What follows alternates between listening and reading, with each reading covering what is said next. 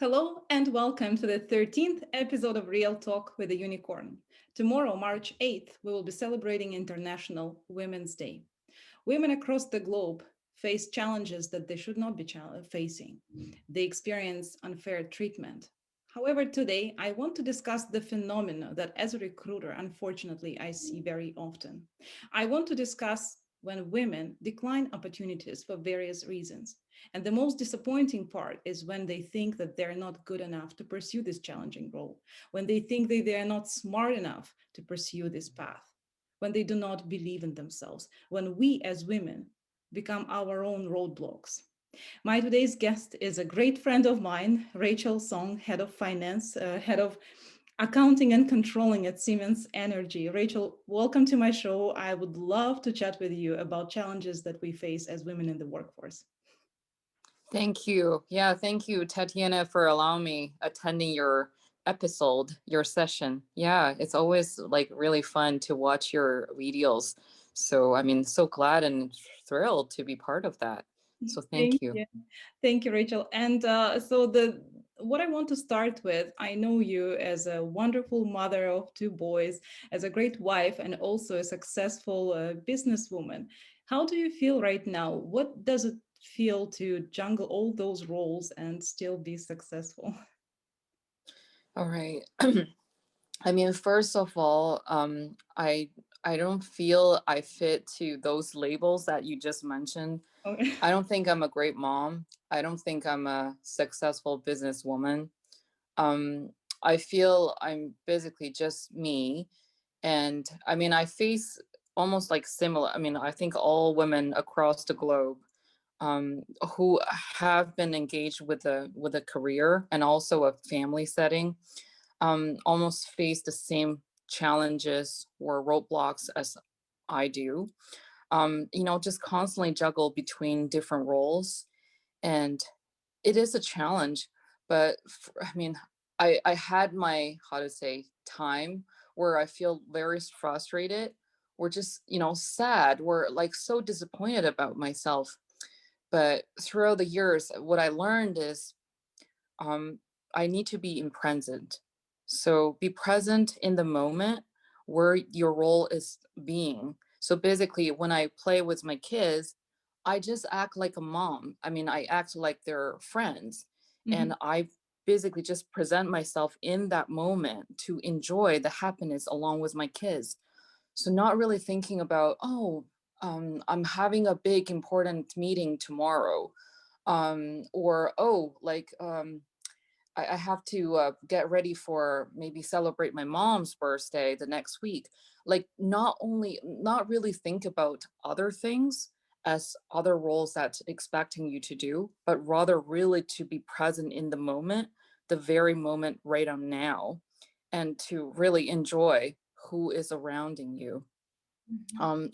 So that's really what I learned. Throughout all the bad experience.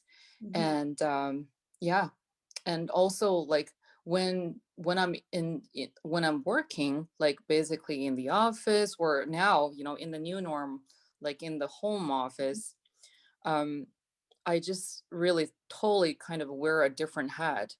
Basically, you're acting as a business leader or as just a worker for the company, like you're representing completely on behalf of the corporation. So just changing roles, or maybe meditate before you change roles, because right now like we're all in the same place. We're basically maybe just in the living room, or we're just in the kitchen.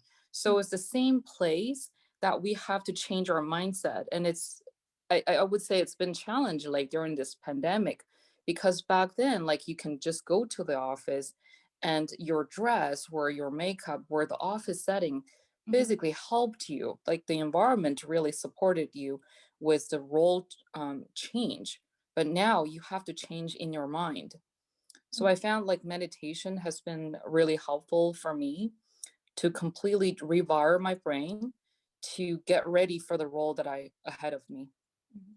And what about Yeah. support? I find that also we learn to delegate within household, and our kids become more involved into the life, into our work life, especially if they are not going to school. So, would you recommend engaging spouse or partners into sharing the household routine? Does that help you a lot? Yes, I mean, or else I won't be able to work. I found that's a really important factor. Like before you get married or before you have kids, I think one thing that you really need to get the support and buy-in from your partner is you're actually jointly acting as partners, where you're literally owning the house together. You sharing the space, you're sharing the responsibility of running a household, running a family. I mean, constantly, I feel almost also the society is given women as the role as we have to play such an important lead role in this family, how to say, family career. Mhm. um, Constantly we have to be the one who does the cooking, we have to be the one who nurture our kids, we have to be the one really clean up, tidy up, and decorate the house, we have to be the one get everything ready. And why, like, why it's have to be all burden on women? And I mean, I would say that's the traditional, or that's the past. Now adding another layer of in your career, like women now have to be given the same expectation that you have to earn a certain amount of income to support, support a whole family. And that's just so not fair. And I think gradually, I think with the modern society, where it does start to learn. But I feel like, I mean, maybe in our culture, there might be some, how to say, stereotype. I think Westerners may see people from Asia would be even more traditional, and actually is not the truth. I feel women in China actually own even much more power than women actually in the Western world. Not only we get to keep our last name, but also we have lots of Chinese man, like, who does the cooking, who is so good at playing with kids. My husband like included. I'm just so lucky. I'm so grateful that I have such a wonderful support system for my family. I mean, luckily, I mean, Mhm. just very luckily, I also have my parents who is supporting me as well. And I really see this such a very important factor for you to succeed into multiple roles. Mhm. Because I have to admit, like, I can't do it, like, can't do everything just by myself. And certainly, this striving for perfection, like the environment, for example, that I was raised in, that everything Mhm. needs to be perfect, everything needs to be done on time, that pressure that we put on ourselves, right? So, all Mhm. those restrictions. And Rachel, you mentioned support. And also, when you make those bold moves within your career, because every time you made those moves, you probably were thinking, is it worth pursuing? Will I be able to do that? As I mentioned in the introduction, I often see women who decline their opportunities, or they think too long before they start competing for those roles because they don't believe in themselves. Were you always that confident in your abilities, or it was a journey? Can you tell me more about those moves? Because you worked for Siemens, it was your long-term employer, and you've been changing roles within that company. So, making those moves, taking a step up, growing professionally, how did you feel stepping outside your comfort zone and taking on more responsibilities? So, I mean, I look at, I mean, each career move, um, for me, at least personally, I don't look at that as, climbing the corporate ladder. For me, I mean, I actually share that with my boss as well, that I feel my career life, I really regard that as playing a game. Mhm. Like, I mean, just, a video game, for example, you have different levels, and once you master a certain level, you look ahead to see, okay, maybe I could develop further, I could grow. So constantly, I mean, I really feel, I mean, first of all, you need to find the career that you are very passionate about, and then just not looking at the hierarchies, not looking at, oh, with this role, I'm gonna earn how much, and I'm gonna be regarded as the top leader or something. I mean, I just see the role itself to see, oh, will that actually challenge me? Will that actually bring some fresh perspective into my mind? Mhm. I really look at that as, you know, a personal development path. So for each career move, although like sometime like for the reason one, it's actually a temporary role. I'm covering someone from a maternity leave, but it's something like completely would be, how to say, out of, really out of my comfort zone. But I just see that as a big challenge, and such a wonderful opportunity for me to see a totally different world. Mhm. And it's just make me very excited. And again, like, just feel, don't look at the hierarchies, don't look at like all the, you know, the politics, and oh, I can be someone who control where certain people will report to me. Mhm. um like, never look at that way, but just really look at, okay, what the role will bring to you. um and just potentially they will bring excitement, they will bring potential growth opportunity. Mhm. And how do you see yourself in a professional setting? Because obviously you have those traits that made you promotable. You have those traits that allow your management to recognize your talent and promote you within the company. Do you have your own answer to that? Why? What qualities? What characteristics of you as a person, as a professional, helped you grow within the company? Okay. I kind of slice this into several factors. Mhm. I think one, the most important, like fundamental factor is I need to be a respectful and, you know, just uh how to say, a good human being to begin with.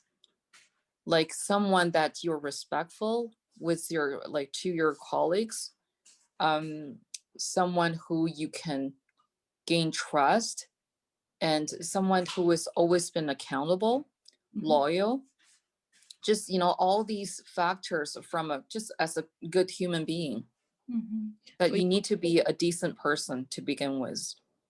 absolutely, I completely um agree with you. And being able um, to help others, even if it is not yes, within your job description, for example, and just exactly. doing whatever you need to do for the success of the entire group, of the entire Yeah, be company. the team player, Team player. be someone who want to take extra miles to get things done. Mhm. So that's one of, you know, those are the, you know, one fundamental soft skills, like from a technical perspective, like things you could learn, but from a soft skill or people skill perspective, this is fundamental, that's really unchangeable or very challenging to change. Mhm. And Yeah, so that's one factor. Another thing is having that entrepreneurship view. mhm, mhm, Really just look at the company as the one that you own. Like, think about what you will do to grow the company, to further drive the company to the next level. mhm, um, and I feel with the entrepreneurship view, not only you're looking at your role function itself, but really you need to have that more broader or bird eye view to see how your role would actually counterplay or impact the other roles as for the company, like how it will actually, what you would do that will shape or further enhance the whole corporation's mhm. um like, you know, well-being. So that Yeah, entrepreneurial approach that you look at the organization in a more holistic way. But yeah. also, Rachel, I'm glad that your leadership supports you in that, because not Hmm. every environment can be supportive of those initiatives. So definitely, and Hmm. it's for all job seekers, when you are going through interviews, if those things are important to you, screen for the culture. So Hmm. Rachel, when you hire people for your team, or when you are involved into the hiring process, when you and interview professionals, what do you search for in them as humans, as character? What are you searching for specifically? Do you have that criteria? Um, that would be, team player. Like they need to really be comfortable and be able to support in a team setting. Mhm. Um, and also like someone who will be really being very accountable. Mhm. I think that that's the two critical criteria that I've always screen or scan during the interview process. Yeah, so accountable is basically when you ask them about situations where they had to Hmm. make decisions and take responsibilities for the consequences, good or bad. Hmm. But the Yeah, leadership approach, yeah, I'm really yeah. glad to hear that. And Rachel, with your growth within the company, with you becoming a mother of two, I'm sure that you right now are different from who you were 10 years ago, for example. Can Hmm. you share with us what qualities you gained along the way, what you've learned? Maybe it's personal, because I myself, I'm evolving every day. And looking back, I can tell you that I respect myself more than I used to. I value myself more, and I'm more selective in who I work with, who I deal with. And that's just my personal approach. What have you learned, and what traits have you developed in yourself? Yeah, like you just mentioned evolving. Same here. Like I feel my life have been evolving as well. The hard, like, the biggest thing I learned compared with 10 years ago is like life is not a one-way pass. It's not a straight pass. Mhm. That, oh, you define, oh, this is what I want to do for my life. And then you just go ahead to go with it. That Mhm. doesn't work like that way. It's constantly changing. So one big thing I've learned is I need to be adaptable, and using maybe the nowadays the buzzword is agility, Mhm. that I have to be agile and just adapt to the environment around me, because things really do change. I mean, the biggest thing is me becoming a mom. For women, like your priority constantly shifting, and you have to adapt your plan, your life path according to all these constantly changing priorities. Mhm. So that's the biggest thing I learned. And in terms of confidence and mm, positioning yourself within the professional setting, uh, because I'm asking you this question because that's something I was facing. I had to work on my public speaking skills. Even Mhm. recording my first video on LinkedIn was a big challenge for me. Things like that. When you start accepting yourself and you learn more about your strengths and you become more confident in who you are, Mhm. have you ever had to deal with that type of challenge? Of course. I would say I'm not the you know the perfect person who always feel confident about myself. I sometimes, like, I will question myself. I'm judging my ability. Um, but I feel like with the tool. I mean, this is my second time now mentioning about meditation. Mm. That's really kind of my go-to toolbox, that I utilize to help me to build my confidence. I would say throughout the life, throughout your experience, women may have different tools in their toolbox. For example, for me personally, it's meditation, mindfulness, Mhm.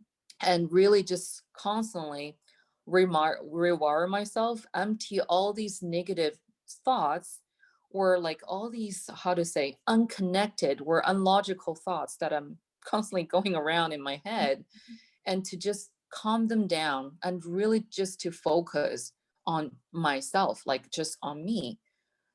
I mean, look at me as a unique human being in this planet, like, but not really to compare or judge yourself with others.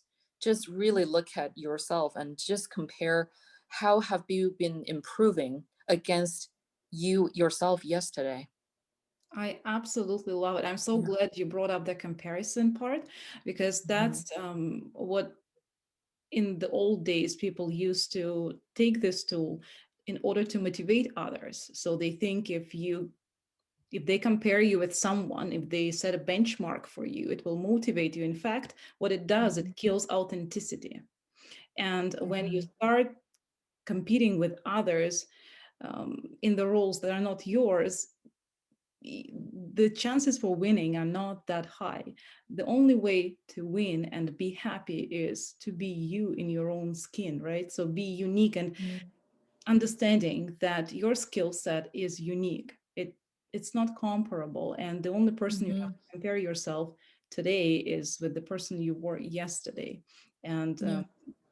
unfortunately, it still happens a lot, and I think women suffer from that comparison big time. Mhm. Even I if feel, even if there is no official comparison, for yeah. example, if women apply for jobs, they compare themselves. Oh, someone may be better than me, or like a lot of things happen in our Mhm. heads before they even materialize. And I think women are Mhm. more prone to putting themselves in a disadvantageous position. What do you think? Yeah. I really feel if I'm comparing with others, that all these, how to say, negative mood will rise, jealousy or ego, Hmm. or just, or sad or disappointment. But if you're comparing with yourself, I mean, more time you will feel it's just the positive energy and grows. And creativity. Yeah. I completely agree with you. Hmm. Rachel, do you have any, like, because our video, women at different level of corporate ladder will be watching that. There will be students and managers. Do you have advice for our audience in terms of how to pursue those challenging roles and still remain themselves, not changing themselves, and feel confident? Advice that probably you yourself wanted to hear a few years ago. Just follow your intuition Mhm. and just really to think or seek opportunity which will give you potential growth. I think that's the most important thing. And not really think about um, too much on the, on the economic or financial aspect. Mhm. At least that's what I do. I agree with you, and I share that advice. I think that um, the role that you take has to be Mhm. intellectually challenging. It has to contribute to your personal and professional growth. And if you've been considered for this role, if you are looking at this role, it means you can do it. Rachel, Yes, thank you very much for your time. I send my warmest gratitude to you and congratulations. It's International Women's Day. And of course, to all women, be yourself, be strong, and follow your intuition. Thank you. that's perfect. Thank you. Thank you. Happy International Women's Day, everybody. Thank you.